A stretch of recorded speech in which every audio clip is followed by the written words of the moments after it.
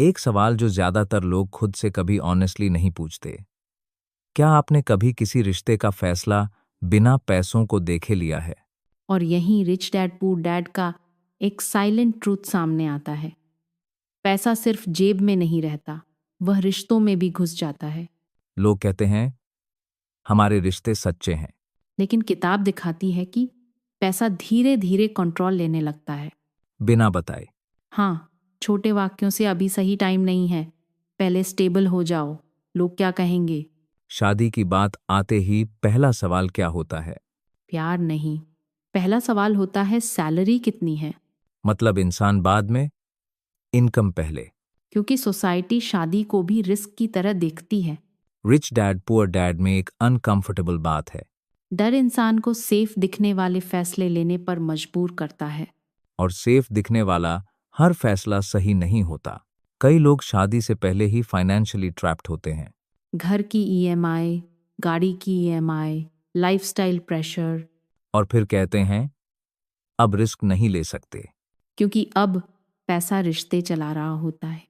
किताब सीधे नहीं कहती, लेकिन साफ दिखाती है। कि लोग क्या कहेंगे सबसे महंगा प्रेशर है। शादी का फंक्शन, दिखावा, कंपैरिजन। और वही खर्च आगे चलकर फ्रीडम खा जाता है। रिश्तों में पैसों पर खुलकर झगड़ा क्यों नहीं होता? क्योंकि झगड़ा शब्दों में नहीं, टोन में होता है। जैसे तुम प्रैक्टिकल नहीं हो, तुम्हें मनी की वैल्यू नहीं है। किताब में इनडायरेक्टली एक पैटर्न दिखता है। जो लोग दूर जाकर कमाते हैं उन पर प्रेशर ज्यादा होता है। क्योंकि घर वालों को सिर्फ पैसा दिखता है, स्ट्रगल नहीं। अगर रिश्ते में एक ज्यादा कमाता हो तो बैलेंस बिगड़ जाता है। और वही इम्बैलेंस कंट्रोल बन जाता है। रिच डैड बार बार कहता है मनी को कंट्रोल मैट बैन डू। हम बच्चों को क्या सिखा रहे हैं? अच्छी पढ़ाई, सेफ जॉब, स्टेबल लाइफ। लेकिन मनी माइंडसेट? वही डर वाली सोच। लोग कहते हैं पैसा सिक्योरिटी देता है। किताब कहती है असली अमीरी चॉइस देती है। चॉइस मतलब? ना कहना, वेट करना, रिस्क समझ कर लेना। पैसे पर बात क्यों अवॉइड की जाती है? क्योंकि लोग कॉन्फ्लिक्ट से डरते हैं। लेकिन साइलेंस स्लो पॉइजन बन जाती है। लोग पूछते हैं प्यार जरूरी है या पैसा?